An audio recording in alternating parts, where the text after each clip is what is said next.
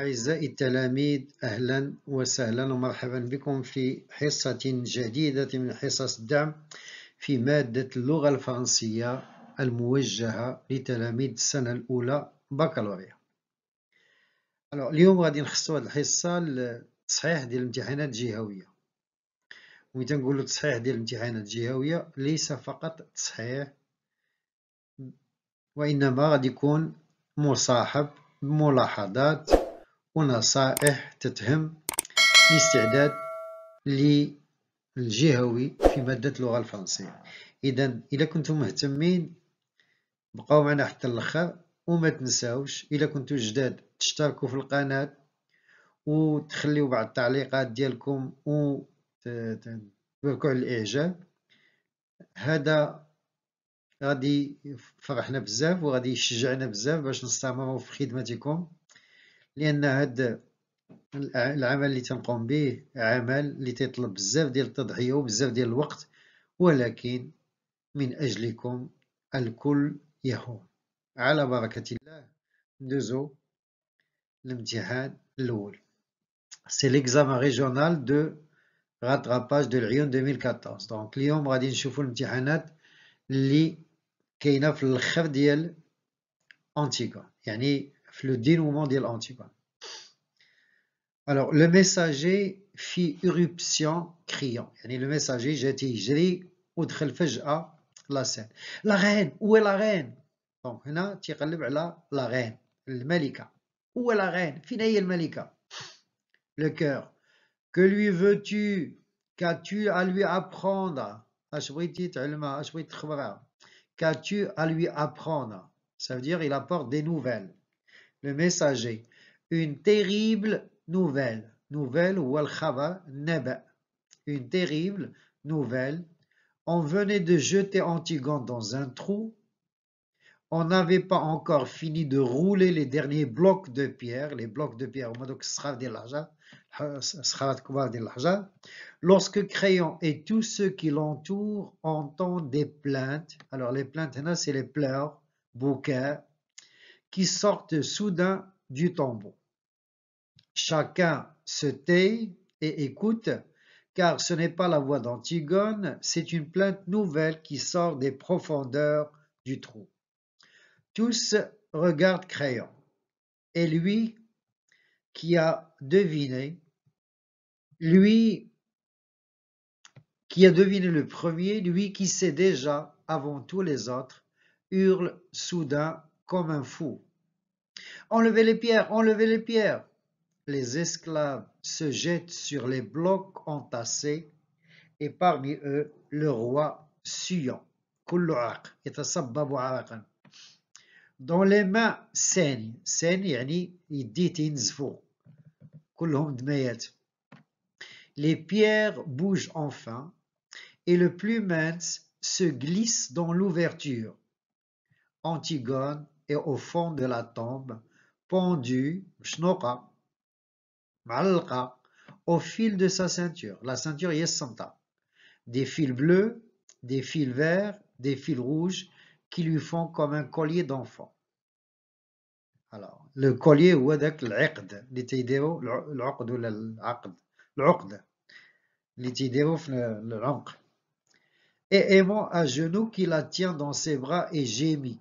Gémir, il y a pleurer de douleur, il y a inno. Le visage enfoui dans sa robe. On bouge un bloc encore et Crayon peut enfin descendre. Descendre où? Dans le trou. يعني Crayon غادي ينزل للحفرة لداخل. On voit ses cheveux blancs dans l'ombre, au fond du trou. Il essaie de relever Aimant. Il le supplie. Aimant ne l'entend pas. Puis, soudain, il se dresse, les yeux noirs. Il n'a jamais tant ressemblé au petit garçon d'autrefois. Il regarde son père sans rien dire, une minute, et tout à coup, il lui crache au visage. Il lui crache. Cracher, au visage et tire son épée. L'épée Wassif. Crayon bondit hors de portée. Alors, Bandit, il y a sauter. Alors, Aimant le regarde avec ses yeux d'enfant, lourd de mépris. Alors, le mépris, ouah, al-izdira, l'ihtiqar. Et Crayon ne peut pas éviter ce regard comme la lame. Aimant regarde ce vieil homme tremblant à l'autre bout de la caverne. Et sans rien dire, il se plonge l'épée dans le ventre et il s'étend contre Antigone, l'embrassant dans une immense flaque rouge. La flaque rouge, هي قلتها ديال الدم، قلتها حمراء. Et on passe aux questions de l'étude de texte. Première question. Alors, recopier et compléter le tableau suivant. Voilà, donc le tableau. Le titre de l'œuvre, bien sûr, vous le connaissez très bien maintenant, c'est Antigone. Alors, le genre de l'œuvre, vous le connaissez aussi, c'est une pièce de théâtre et exactement, c'est une tragédie moderne. Pour l'auteur, c'est Jean Anouilh, vous le connaissez très bien, et bien sûr, le siècle, c'est le XXe siècle. Pour la deuxième question, en vous basant sur votre lecture de l'œuvre, dites si cette scène se situe au début, au nœud ou à la fin. Bien sûr, c'est à la fin. Nous sommes à la fin de la pièce. B. Comment Antigone va-t-elle être exécutée? Antigone sera enterrée vivante. Elle sera enterrée vivante. Radi dfnouha hiya. 3. Pourquoi le roi et les esclaves se précipitent-ils pour enlever les pierres? Car ils ont entendu des cris nouveaux dans le trou. Ils ont entendu des cris nouveaux dans le trou. Comment chacun des deux personnages suivants s'est-il donné la mort? Donc, comment va mourir Antigone? Comment va mourir Aimant? Alors, Antigone, bien sûr, s'est pendue, et Aimant s'est plongé l'épée dans le ventre. Aimant s'est plongé l'épée dans le ventre. 5. Crayon essaie de relever Aimant et le supplie, comment Aimant réagit-il? On va voir la réaction d'Aimant lorsque son père a essayé de le relever. Alors, il se dresse les yeux noirs. Il regarde son père sans rien dire, 1 minute, et tout à coup, il lui crache au visage et tire son épée. Donc, il se dresse, il regarde, il lui crache au visage et il tire son épée. Donc, on va aller dire la réaction de Aimant. Pour la question 6, relevé du texte, 2 comparaisons. Alors, il y a 3 comparaisons. La première, c'est Crayon hurle soudain comme un fou. Et là, justement, cette comparaison nous montre l'autre côté de Crayon. C'est Crayon le père. C'est pas Crayon le roi. Donc, il va agir en père. Ou ce regard comme la lame. Donc, Aimant regarde son père d'une façon blessante. Jariha. Ou le troisième, des fils rouges, des fils bleus, des fils rouges, des fils verts qui lui font comme un collier d'enfant. Bien sûr, Antigone retrouve son enfance et son innocence. Cette relevée du texte, 2 termes ou expressions appartenant au champ lexical de la mort, je crois que vous n'allez pas trouver beaucoup de difficultés à trouver. Il y a la tombe ou le tombeau, l'aqbar. La tonalité que ce champ lexical donne-t-il au texte est-ce que c'est comique? Est-ce que c'est ironique ou bien tragique? Bien sûr, puisqu'on a relevé le champ lexical de la mort, donc la tonalité c'est tragique. Alors pour la question 9, au lieu de continuer sa vie, Aimant a choisi de se suicider après la mort de la fille qu'il aime. Approuvez-vous son geste? justifiez votre réponse. Est-ce que vous êtes d'accord avec Aimon qui a choisi de se tuer parce que Antigone est morte? Voilà une réponse possible. À mon avis, Aimon n'aurait pas dû se suicider, car le suicide est une lâcheté. Elle aurait dû continuer sa vie sans Antigone. À mon avis, Aimon n'aurait pas dû se suicider, car le suicide est une lâcheté. Elle aurait dû continuer sa vie sans Antigone. Pour la question 10, pensez-vous qu'Antigone mérite la peine de mort?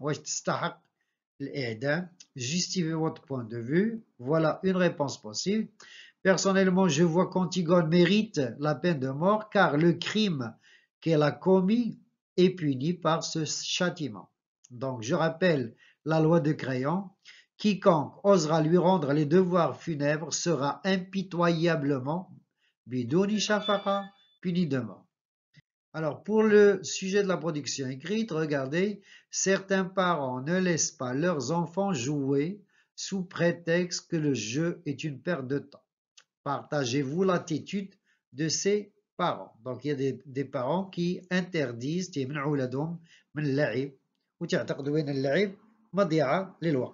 justifiez votre point de vue à l'aide d'arguments et d'exemples. Alors, lors de la correction, il sera tenu compte du respect de la consigne, de la correction de la langue, de la cohérence textuelle ou de la pertinence des arguments. Alors, la cohérence textuelle, on a les arguments, on a les connecteurs logiques. Ou la pertinence des arguments, bien sûr. Est-ce que les arguments que vous avez donnés conviennent au sujet? Et on passe au deuxième examen régional. Et c'est un examen, bien sûr, qui porte sur le messager. Le messager, c'est une plainte nouvelle qui sort des profondeurs du trou. Tous regardent Créon, et lui qui a deviné le premier, lui qui sait déjà avant tous les autres, hurle soudain comme un fou. Enlevez les pierres, enlevez les pierres! Les esclaves se jettent sur les blocs entassés, et parmi eux le roi Suyon.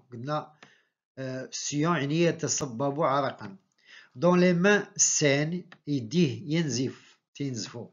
Alors les pierres bougent, enfin le plus mince se glisse dans l'ouverture. Antigone est au fond de la tombe, pendu au fil de sa ceinture, des fils bleus, des fils verts, des fils rouges qui lui font comme un collier d'enfant. Et aimant à genoux qui la tient dans ses bras et gémit. Il pleure. Le visage enfoui, caché dans sa robe.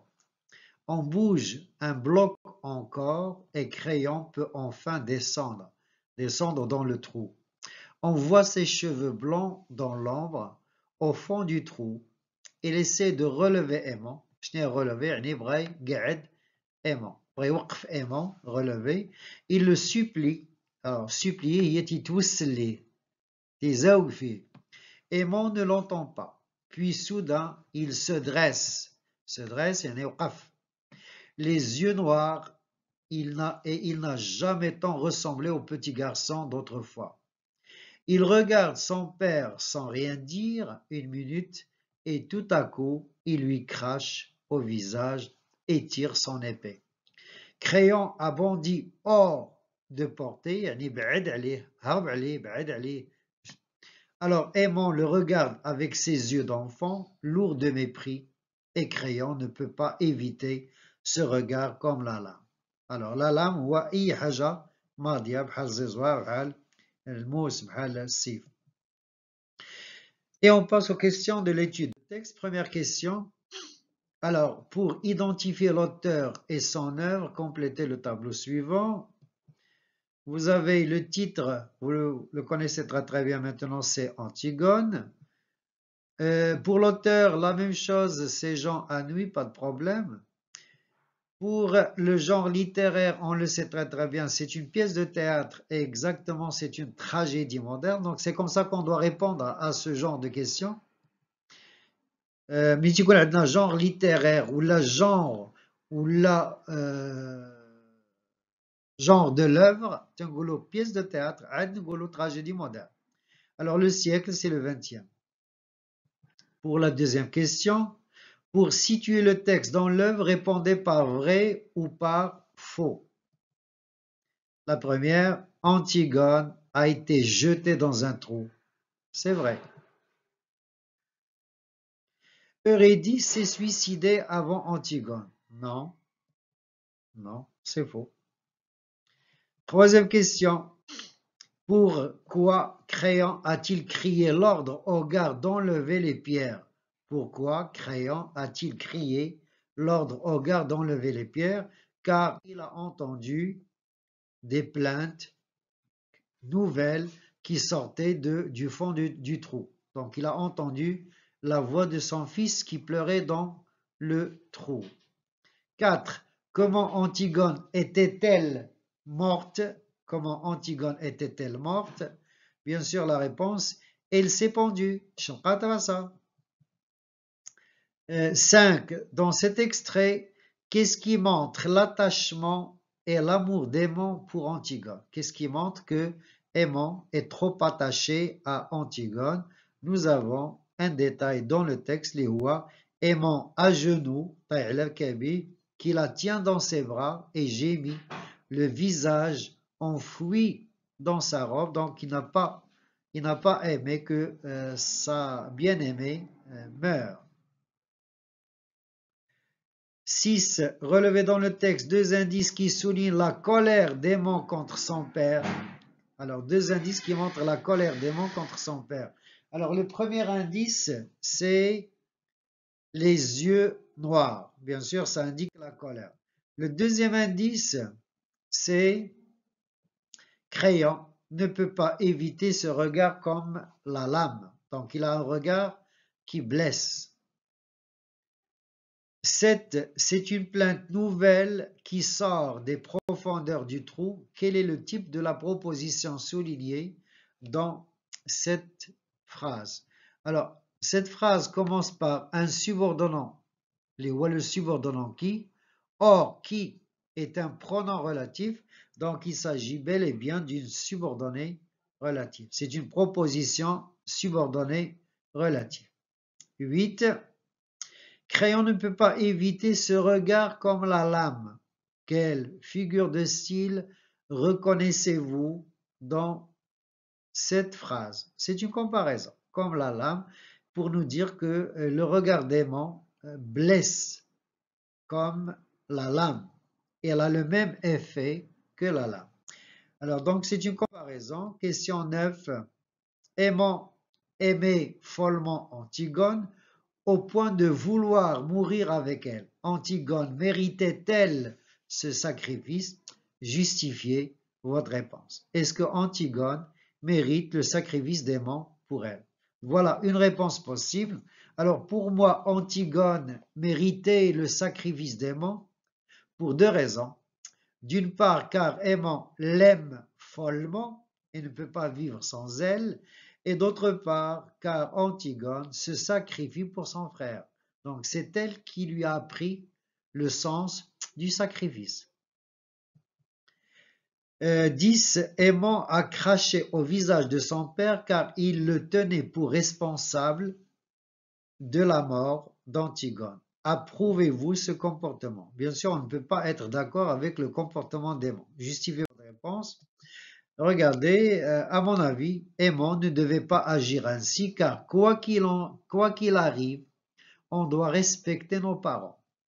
D'ailleurs, Créon a tout fait pour la sauver. C'est elle qui a refusé son aide.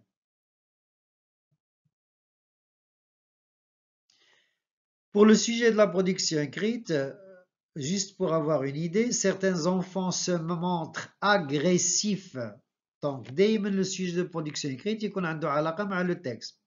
Alors, Aimon a exercé de la violence, bien sûr, sur son père, Et donc, ce sujet doit traiter l'agressivité, la violence des enfants sur leurs parents.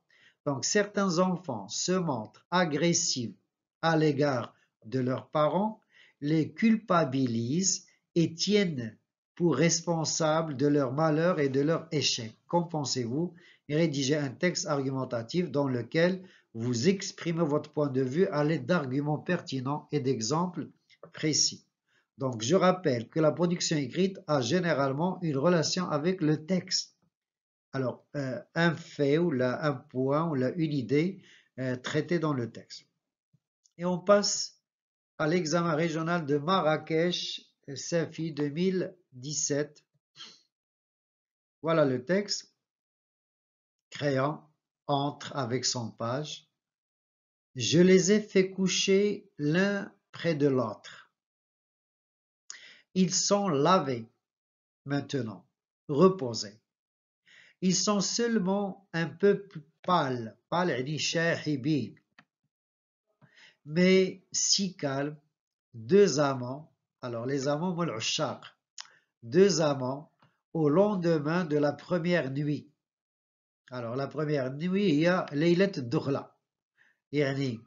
On peut considérer que Aimant et Antigone se sont mariés. Donc le mariage a été consumé, pas dans la réalité, mais après la mort.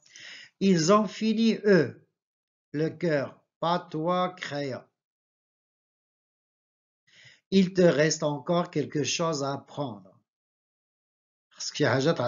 Eurydice, la reine, ta femme. Une bonne femme, parlant toujours de son jardin, de ses confitures, de ses tricots, de ses éternels tricots pour les pauvres. C'est drôle. Les pauvres ont éternellement besoin de tricots. On dirait qu'ils n'ont besoin que de tricot. On dirait qu'ils n'ont besoin que de tricot. Éternel tricot.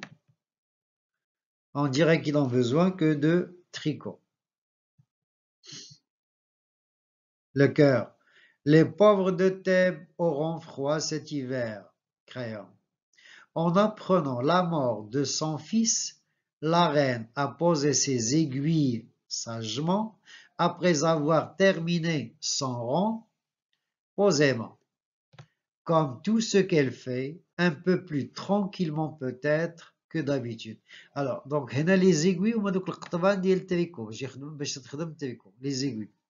Et puis, elle est passée dans sa chambre à l'odeur de lavande. La lavande هي الخزامة. Au petit napperon. Napperon هما دوك نابات صغار. تقولوا la nappe هنا napperon يعني صغار. Brodés مطروزين et au cadre de peluche pour s'y couper la gorge. S'y couper la gorge. Crayon. Elle est étendue, bjibda, maintenant sur un des petits lits jumeaux démodés, à la même place où tu l'as vue, jeune fille, un soir, et avec le même sourire, à peine un peu plus triste. Et s'il n'y avait pas cette large tache rouge, la tache rouge ici c'est le sang, sur les linges, au moins les vêtements, le malabis, autour de son cou, on pourrait croire qu'elle dort. Elle aussi. Ils dorment tous. C'est bien. La journée était rude. Rude, il y a dur. Ça va. Difficile. Un temps, il dit sourdement. Cela doit être bon de dormir. Et tu es tout seul maintenant, Crayon. Et tu es tout seul maintenant, Crayon. Tout seul, oui. Un silence, il pose sa main sur l'épaule de son page. Petit, monsieur, je vais te dire à toi, ils ne savent pas les autres. On est là devant l'ouvrage. L'ouvrage, c'est le travail. On ne peut pourtant pas se croiser les bras. Ils disent que c'est une sale besogne. Une sale besogne, il y a un travail difficile. Mais si on ne la fait pas, qui la fera? Je ne sais pas, monsieur. Crayon, bien sûr, tu ne sais pas. Tu en as de la chance. Ce qu'il faudrait, c'est ne jamais savoir. Il te tarde d'être grand, toi? Ah oui, monsieur. Tu es fou, petit. Tu es fou, petit. Il ne faudrait jamais devenir grand. L'heure sonne au loin. Il murmure. 5 heures. Qu'est-ce que nous avons aujourd'hui à 5 heures? Le page. Conseil, monsieur. ايش من conseil? Là, c'est le conseil des ministres. مجلس الوزراء. تكون برئاسة الملك. Eh bien, si nous avons conseil petit, nous allons y aller. Ils sortent, crayon s'appuyant sur le page. Et on passe aux questions de compréhension. En vous référant à l'œuvre dont le texte est extrait, recopiez et complétez le tableau suivant. Vous avez le titre, comme toujours, donc c'est Antigone. Vous avez l'auteur, c'est Jean Anouilh. Vous avez le genre littéraire, c'est toujours une pièce de théâtre, une tragédie moderne. Et bien sûr, le siècle, c'est le XXe siècle. La deuxième question, le pronom souligné dans la première réplique remplace Ismène et aimant, Antigone et aimant, ou là, Oedipe et Jocaste. Ils sont lavés. Là, on parle bien sûr de Antigone et aimant. Il remplace Antigone et aimant. Troisième question, ils ont fini eux. Première réplique de Crayon. Cette affirmation signifie ils se sont mariés, ils ont trouvé la mort, ils se sont séparés. Quelle est la bonne réponse? Bien sûr, ici, ils ont trouvé la mort. Donc là, c'est l'euphémisme. Relevez dans le texte un exemple de didascalie montrant la fatigue de Crayon. Bien sûr, dans cette scène, on voit un Crayon très fatigué, épuisé. Qu'est-ce qui le montre? Il y a deux didascalies qui le montrent, c'est Crayon s'appuyant sur le page. Pour la quatrième question, Eurydice. Alors, Eurydice est présentée par Crayon comme une femme égoïste, une femme généreuse, une femme orgueilleuse. Alors, j'explique. Une femme égoïste, يعني أنانية. Une femme généreuse, سخية, كريمة. Ou une femme orgueilleuse, متكبرة. Alors, recopier la bonne réponse et justifier-la en relevant une expression dans la deuxième réplique. Bien sûr, la bonne réponse, c'est Eurydice est une femme généreuse. B, alors, la justification, c'est une bonne femme parlant toujours de son jardin, de ses confitures, de ses tricots, ou la phrase qui nous intéresse le plus, de ses éternels tricots pour les pauvres. Il y a de ces éternels tricots pour les pauvres. Donc, elle travaille tout le temps pour les pauvres. Alors, B, le cœur apprend à Crayon qu'Eurydice est morte. Suite à une crise cardiaque, يعني سكتة قلبية, ou là, suite à un suicide. Bien sûr, recopier la bonne réponse, puis justifier-la par une expression, groupe de mots du texte. Bien sûr, elle est morte suite à un suicide, ce qui le montre pour s'y couper la gorge. يعني ذبحات راسها. Question 5. C'est une sale besogne. Cinquième réplique de Crayon. Cet énoncé veut dire c'est un travail très reposant, mourir. C'est un travail, c'est une tâche très difficile, ça va. Ou là, c'est une occupation très amusante, mumtia. La bonne réponse, bien sûr, c'est une tâche difficile. Relevez dans la deuxième réplique du cœur 4 mots appartenant au champ lexical du sommeil. Le sommeil, champ lexical du sommeil في la tirade ديال le cœur. Alors, on a lit, on a bien sûr les deux lits, donc كاين S, dort, on a soir, on a étendu. هذا هو le champ lexical du sommeil. Alors, la figure de style exprimée dans la deuxième réplique de Crayon est une antithèse, une répétition ou un oxymore. Alors, là, j'ai encadré 4 fois le mot tricot, donc c'est une répétition.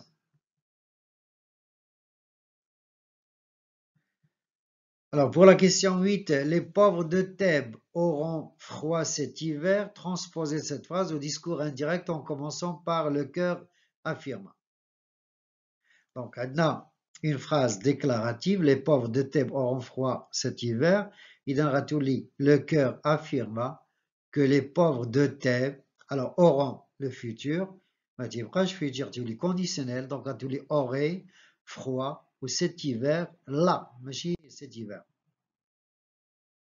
Donc le cœur affirma que les pauvres de Thèbes auraient froid cet hiver là. Pour la question 9, Crayon est un personnage terriblement seul qui parvient à vivre malgré la perte de ses proches. Les proches. Partagez-vous cette observation, justifiez votre réponse en une phrase ou deux. Bien sûr, on va nous donner notre point de vue sur cette affirmation. À mon avis, Crayon se retrouve terriblement seul car il a tout perdu. Malgré cela, il continue à jouer son rôle, il va assister au concert. Donc, c'est quelqu'un qui agit comme un robot en faisant fi des sentiments et de ses relations.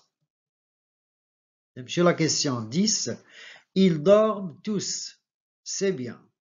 Êtes-vous d'accord avec cette affirmation de Crayon? Alors, ils dorment tous.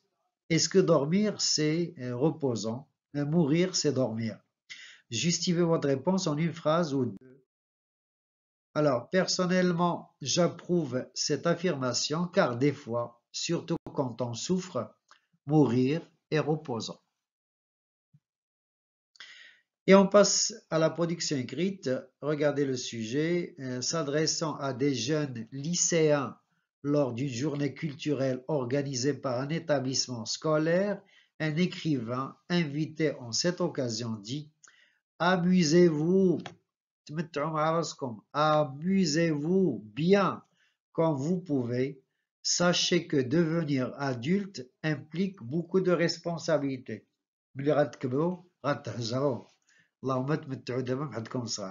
Partagez-vous l'opinion de cet écrivain dans un texte d'une dizaine de lignes. Vous exposerez votre point de vue en l'appuyant au moyen d'arguments et d'exemples précis et pertinents. Et on passe à l'examen régional de Tanger-Tetuan 2020. Le texte. Alors, le cœur. Et tu es tout seul maintenant, Crayon. Tout seul, oui. Un silence, il pose sa main sur l'épaule de son page. Petit monsieur, je vais te dire à toi, ils ne savent pas les autres. On est là devant l'ouvrage. L'ouvrage, le travail. On ne peut pourtant pas se croiser les bras. Mes proches, croiser les bras. Ils disent que c'est une sale besogne. C'est une tâche difficile. Mais si on ne la fait pas, qui la fera? Je ne sais pas, monsieur. Bien sûr, tu ne sais pas. Tu en as de la chance. Ce qu'il faudrait, c'est ne jamais savoir. Il te tarde d'être grand, toi? Oh oui, monsieur. Tu es fou, petit. Il faudrait ne jamais devenir grand. L'heure sonne au loin. Il murmure. 5 heures? Qu'est-ce que nous avons aujourd'hui à 5 heures? Le page. Conseil, monsieur. Conseil ou Mejlis al-Wazara. Eh bien, si nous avons conseil petit, nous allons y aller. Et on passe aux questions de l'étude de texte. Alors, lisez attentivement le texte et répondez à ces questions pour identifier l'auteur et son œuvre. Donc, l'auteur, donc, on va compléter le tableau. L'auteur, c'est Jean Anouilh. Le titre, vous le connaissez très bien, c'est Antigone. Pour le genre littéraire, on connaît donc comment répondre à la question, c'est toujours une pièce de théâtre, tragédie moderne. Et enfin, le siècle, c'est le XXe siècle. On passe à la deuxième question. Pour situer le texte dans l'œuvre, répondez par vrai ou par faux. Antigone, Aimant et Eurydice sont morts suicidés. Bien sûr, vrai. B. Créon s'est retiré de la scène politique. C'est faux. يعني شنو retiré de la scène politique يعني اعتزل المشهد السياسي. لا. الساحة السياسية. لا. C'est faux. Sur la question 3, un silence, il pose sa main sur l'épaule de son page. Cette didascalie souligne 1. L'insensibilité et l'indifférence de Créon, la solitude et la faiblesse de Créon, ou là la dureté et le mépris de Créon envers le page. Et la bonne réponse, bien sûr, c'est la solitude et la faiblesse de Créon. ما بقى معاه حتى واحد إلا le page. Créon rappelle au page que l'exercice du pouvoir est une tâche qu'il faut accomplir. Relever dans le texte un indice qui le montre. Bien sûr. Eh bien, si nous avons commencé petit, nous allons y aller. Donc, il y a plusieurs réponses. Et parmi ces réponses-là, c'est donc on doit le faire. Donc, c'est une tâche qu'on doit faire. Créon a averti le page de deux choses, lesquelles? La première, il faudrait ne jamais savoir. Pour la deuxième, il faudrait ne jamais devenir grand. Alors 6. Malgré la mort tragique des membres de sa famille, Créon n'a pas cessé d'exercer son métier. Relevé dans le texte un indice qui le montre. Eh bien, si nous avons commencé petit, nous allons y aller. Donc, et la vie continue. 7. Créon a dit au page, tu es fou. Transformez cette phrase au discours indirect en procédant au changement nécessaire. Donc, dans la phrase incise, il y a Créon a dit au page. Donc, la phrase a dit ne change pas. Donc, la phrase اللي تتبين شكون تيهضر مع شكون مع من هاد لا phrase ما عندناش الحق نقيسوها. Donc, Créon a dit au page. Alors, la phrase اللي entre guillemets هنا تنقولوا اش من type de phrase. لأن كل type de phrase عنده قاعدة خاصة به. Tu es fou. Donc là, c'est une phrase déclarative. Donc, c'est que Créon a dit au page qu'il, donc tu t'es il était fou. C'est la bonne réponse. Créon a dit au page qu'il était fou. Alors, tu es fou, petit, il faudrait ne jamais devenir grand. La figure de style employée dans cet énoncé est, regardez, petit ou grand. Donc, on peut comprendre qu'il s'agit de... Alors, est-ce que c'est une métaphore, une personnification, là, une antithèse? La réponse, bien sûr, c'est l'antithèse. Petit mais grand. Question 9. Créon ne s'est pas laissé influencer par ses sentiments. Les sentiments d'Yalou dans l'exercice de sa profession. Qu'en pensez-vous? Justifiez votre opinion. Alors, à mon avis, Créon ne s'est pas laissé influencer par ses sentiments dans l'exercice de sa fonction, car il agit tel un robot et n'éprouve aucune pitié ni pour son peuple, ni pour sa famille. Donc, à mon avis, Créant ne s'est pas laissé influencer par ses sentiments dans l'exercice de sa profession, car il agit tel un robot et n'éprouve aucune pitié, ni pour son peuple, ni pour sa famille. 10. Selon Créant, il ne faut jamais savoir et ne jamais grandir. Êtes-vous d'accord avec lui? Justifiez votre opinion. Là, une réponse possible. Pour moi, une telle opinion me paraît incorrecte car on a besoin de grandir pour comprendre ce qui se passe autour de nous. Now, pour moi, une telle opinion me paraît incorrecte car on a besoin de grandir pour comprendre ce qui se passe autour de nous. Et on termine par le sujet de la production écrite. Le sujet, certains, quand ils traversent des moments difficiles, n'hésitent pas à se confier aux premières personnes rencontrées, même si elles ne leur seront d'aucun secours. Qu'en pensez-vous? Rédigez un texte argumentatif dans lequel vous exprimez votre point de vue à l'aide d'arguments pertinents et d'exemples précis. Voilà, séance terminée. Merci de votre attention. ما تبخلوش علينا بالاشتراك في القناة باش تشجعونا وتدعمونا ونبقاو دائما في خدمتكم، وحنا غادي نبقاو معكم حتى تدوزوا الجهوي بسلام.